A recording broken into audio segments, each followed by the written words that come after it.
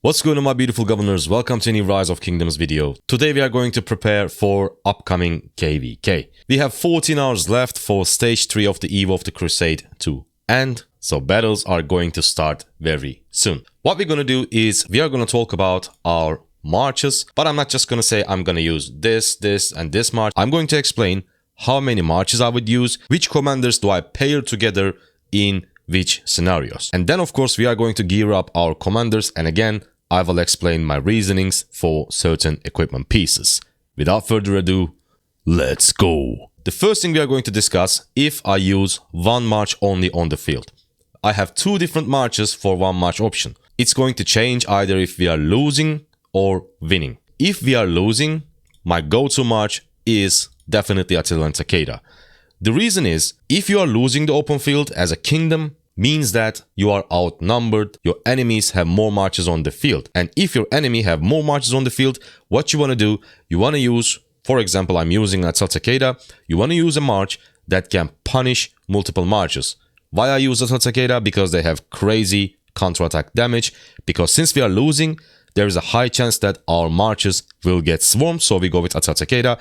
You don't have to have Attila Takeda, but you need to understand the idea behind it. For example, you can use Pakal and Herald instead of Attila Takeda. Again, great counterattack damage. If you don't have any of it, you can use Charles Martel with Scipio.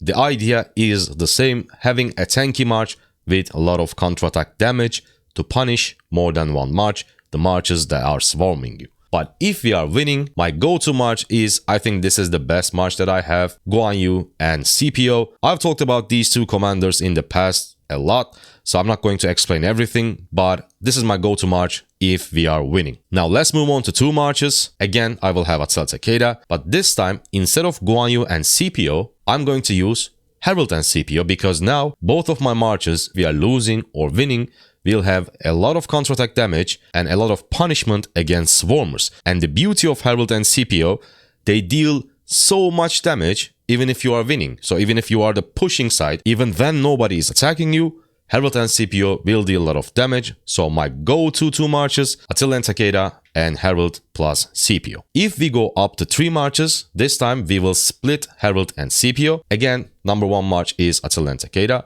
Number 2, we are gonna go back to Guan Yu and Scipio, and my march number 3 will be Herald paired with Alexander the Great. You can go Alexander primary, you can go Herald primary. I prefer Herald primary because people tend to ignore Herald compared to Alexander. When they see Alexander, they're just gonna attack him immediately. But when they see Herald as primary, since he has a lot of counterattack damage and since he can punish the swarmers, people tend to ignore Herald a lot more compared to Alexander. Attila Takeda, Guan Scipio, Herald and Alexander are my top 3 marches. Now, usually I play with 3 marches because the more marches you have, the more complicated it gets on the field, the more marches you need to micromanage. You are going to start using weaker equipment because we are not Wales. We cannot have full legendary gear for every single march on the field. So if I go up to 4 or to 5 marches, I will have weaker commanders and weaker equipment on them, which is bad because it's going to give me a lot of severely wounded troops and it's going to drain my resources. But there might be some specific times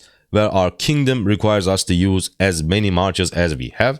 So if we go up to 4 marches, this time we will have again Attila Takeda. Our second march will be Guan Yu paired with 5511 Leonidas. I think this is a great low spender / free-to-play march. And our third march will be Herald and Scipio. Again, we are going to go back to Herald and Scipio. And our fourth march will be Alexander primary and YSG secondary. For my fourth march, I can do many different things. I can do Alex primary, Yisong secondary. I can do Richard and Alex, or I can do Alex and Richard. Doesn't matter, but I think the best combination we have is Alex primary and Yisong secondary for our fourth march. And for fifth march, it's going to be extremely weak, but if we have to use as many marches as we have, I will either go for Richard and Ethelflaed, or I go with Charles Martel pair with Sun Tzu. This will be my fifth march. So if I'm using 5 marches on the field, Attila Takeda, Guan Leonidas, Herald Scipio, Alexander YSG, and either Richard Ethelflaed or Charles Sun Tzu. But as I said, as I explained, I don't plan to use 5 marches or 4 marches even if it's not necessary at that time. Now let's go back to commander screen and gear up our commanders. I'm gonna speed up this part since we don't have a second cavalry march. I'm just gonna use the best available cavalry equipment that I have. Let's do that real quick. There we go. This is our best cavalry equipment that we have. It's not perfect. As you can see, we are missing the set weapon and we are missing a Navarre's control, because 4 pieces set bonus is what I actually want. Counterattack damage plus 3%. And when I get my legendary weapon, I will have 5 pieces, which is unnecessary. So I can change this armband of the Hellish Wasteland to Navarre's control to get cavalry health instead of cavalry defense. I think it's quite good for Attila Takeda and for open field. Low spenders, we are not rallying anything, so I think this is good enough. Once we gear up all our commanders, we are going to go back to accessories. Most likely we will have 2 infantry marches on the field, because most of the time I will be playing with 3 marches only. For our chest, we have 2 hope cloaks, doesn't matter. For our legs, we are going to go with Karak's Humility instead of Eternal Knight, because Herald decreases his own defense, so we have to use our Eternal Knight on Herald. That's why we are going to use Karak's Humility on Guan Yu. For gloves, we have 2 warm braces, and for boots, we have 2 sturdy boots of the Eternal Empire. Now, there are 2 slots left, weapon and the helm. I can either go for the set weapon and the set helm, or I can go for KVK helm and KVK weapon. How do I decide which one I want to use? If we select a set piece and if we click on this, you will see that for 4 pieces, we are gonna get 10% extra march speed. This 10% is quite good for infantry, but which infantry march did I want to use this? In my opinion, this has to be Guan Yu instead of Herald, because our Herald pair is usually Herald and Alex gives us a lot of movement speed, so 10% march speed more beneficial for Guan Yu. On top of that, Guan Yu is the primary target when he is on the field, so we want this guy to be as fast as possible. That's why we are going to go with set weapon, and it's special talented, which is amazing, and set helm. So now we have 4 pieces and we have extra 10% march speed. Now let's move on to our third primary, Harold Sigurdsson. We are just going to use the remaining best we have. KVK weapon, KVK helm, hope cloak, Eternal Knight, warm braces, and sturdy boots of Eternal Empire. As I've explained while I was gearing up my Guan Yu, third skill of Herald, when this commander uses their active skill, all infantry units under their command gain 5% more attack, but lose 5% defense, and this can stack up to 15 times. So you can get up to 75% extra attack, but you are going to lose 75% defense. Of course, he has some skills that stops that defense reduction, but worst case scenario, you're going to have minus 75% defense.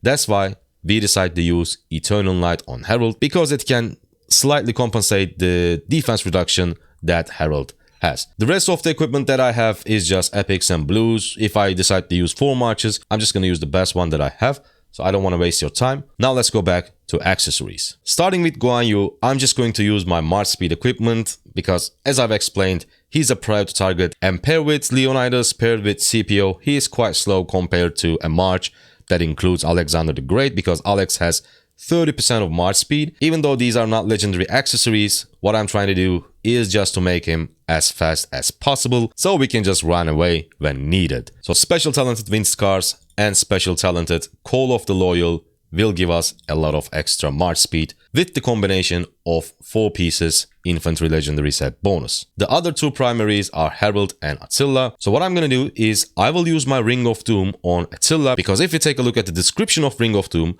normal attacks have 10% chance to increase damage by 50% for 2 seconds, can trigger up to 1 times in a 5-second period. So if you want to get a lot of value from Ring of Doom, and if you're using this accessory with a skill damage commander, you need to get lucky, and Ring of Doom should align with your skill damage so you can deal a lot more damage. But when it comes to Attila, this is not the case, because Attila and Takeda, they just keep doing normal attack damage, they just keep doing counterattack damage. So pretty much anytime this Ring of Doom procs, it is beneficial, you're gonna get a lot of extra damage. That's why I'm gonna use Ring of Doom, and since I have a special talented Silent Trial, I don't even remember when I crafted it. Even though it's not a great accessory for open field, I will still use it. And last 2 accessories, Horn of Fury and Vengeance. I mean, Vengeance will be also great on Attila, but I just want to use this special talented accessory, epic accessory. Both Vengeance and Ring of Doom goes on Harold Sigurdsson. So in the upcoming KVK, our gear for Harold will look like this. For Guan Yu, it's going to look like this. And for Attila, it will look like this. I think all these 3 equipment sets are great for the level of our spending because we planned everything. We didn't waste any materials.